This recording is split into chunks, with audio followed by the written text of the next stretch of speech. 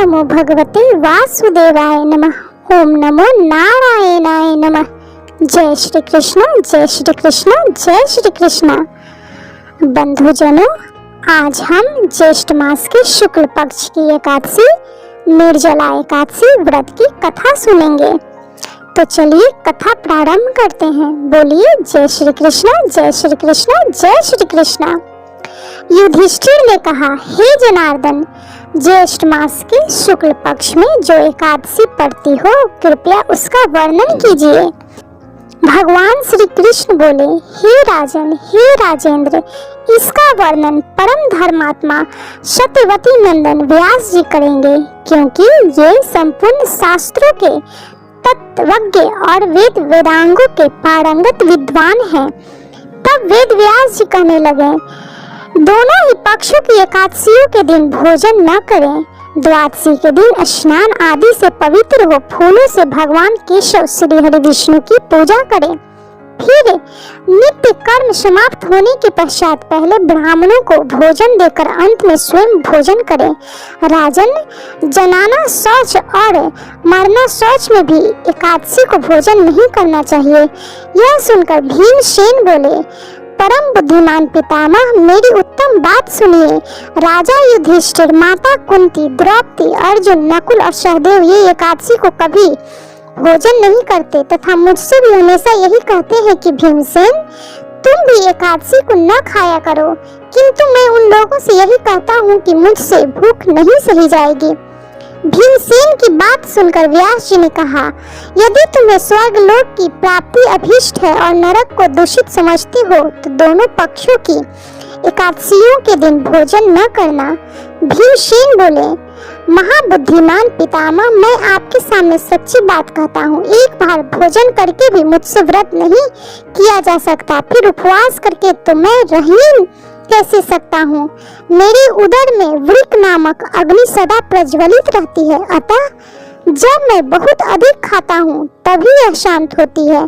इसलिए हे महामुने, मैं वर्ष भर में केवल एक ही उपवास कर सकता हूँ, जिससे स्वर्ग की प्राप्ति सुलभ हो तथा जिसके करने से मैं कल्याण का भागी हो सकूं। ऐसा कोई एक व्रत निश्चय करके बताइए, मैं उसका यथोचित रूप से पालन करूंगा। व्यास जी ने कहा, भीम, ज्येष्ठ मास में सूर्य वृष राशि पर हो या मिथुन राशि पर शुक्ल पक्ष में जो एकादशी हो, उसका यत्न पूर्वक निर्जल व्रत करो। केवल कुल्ला या आचमन करने के लिए मुख में जल डाल सकते हो, उसको छोड़कर किसी प्रकार का जल विद्वान पुरुष मुख में न डालें, अन्यथा व्रत भंग हो जाता है।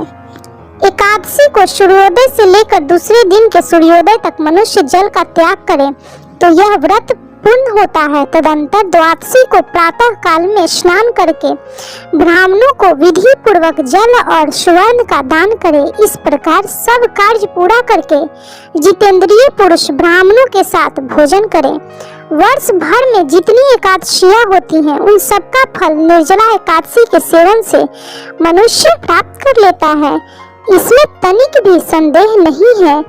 शंख, चक्र और गदा धारण करने वाले भगवान केशव ने मुझसे कहा था कि यदि मानव सबको छोड़कर एकमात्र मेरी शरण में आ जाए और एकादशी को निराहार रहे तो वह सब पापों से छूट जाता है। एकादशी व्रत करने वाले पुरुष के पास विशाल काय, विकराल आकृति और काले रंग वाले दंड पाशधारी भयंकर यमदूत नहीं जाते। अंतकाल में पीतांबरधारी सौम्य स्वभाव वाले, हाथ में सुदर्शन धारण करने वाले और मन के समान वेगशाली विष्णुदूत आखिर इस वैष्णव पुरुष को भगवान विष्णु के धाम ले जाते हैं।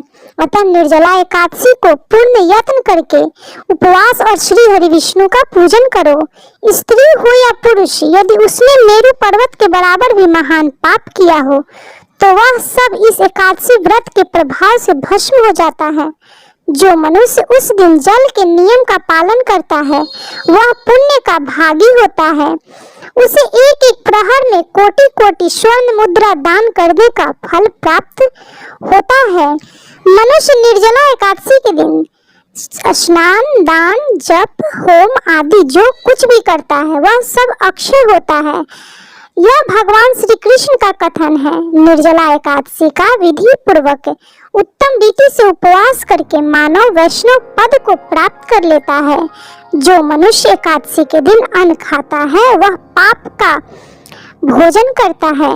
इस लोक में वह चंडाल के समान है और मरने पर दुर्गति को प्राप्त होता है। जो ज्येष्ठ के शुक्ल पक्ष में एकादशी को उपवास करके दान करेंगे वे परम पद को प्राप्त होंगे। जिन्होंने एकादशी व्रत को उपवास किया है वे ब्रह्म हत्यारे, शराबी, चोर तथा गुरुद्रोही होने पर भी सब पातकों के पाप से मुक्त हो जाते हैं। हे कुंती नंदन, निर्जला एकादशी के दिन श्रद्धालु स्त्री पुरुषों के लिए जो विशेष दान और कर्तव्य विहित है उसे सुनो। उस दिन जल में शयन करने वाले भगवान विष्णु का पूजन और जलमयी धेनु का दान करना चाहिए अथवा प्रत्यक्ष धेनु या घृतमयी धेनु का दान उचित है। पर्याप्त दक्षिणा और भांति भांति के मिष्ठानों द्वारा यत्न पूर्वक ब्राह्मणों को संतुष्ट करना चाहिए। ऐसा करने से ब्राह्मण अवश्य संतुष्ट होते हैं और उनके संतुष्ट होने पर भगवान श्री हरि मोक्ष प्रदान करते हैं। जिन्होंने शम, दम और दान में प्रवृत्त हो श्री हरि विष्णु की पूजा और रात्रि में जागरण करते हुए इस निर्जला एकादशी का व्रत किया है, उन्होंने अपने साथ ही बीती हुई 100 पीढ़ियों को और आने वाले 100 पीढ़ियों को भगवान वासुदेव के परम धाम को पहुंचा दिया है। निर्जला एकादशी के दिन अन्न, वस्त्र, गौ, जल, शैया, सुंदर आसन, कमंडलू तथा छाता दान करने चाहिए। जो श्रेष्ठ तथा सुपात्र ब्राह्मण को जूता दान करता है वह सोने के विमान पर बैठकर स्वर्ग लोक में प्रतिष्ठित होता है। जो इस एकादशी की महिमा को भक्ति पूर्वक सुनता अथवा उसका वर्णन करता है वह स्वर्ग लोक में जाता है। चतुर्दशी युक्त अमावस्या को सूर्य ग्रहण के समय श्राद्ध करके मनुष्य जिस फल को प्राप्त करता है वही फल इसके श्रवण से भी होता है।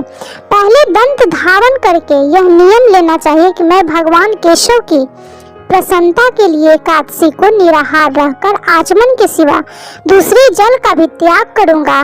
द्वादशी को देवेश्वर भगवान श्री हरि विष्णु का पूजन करना चाहिए।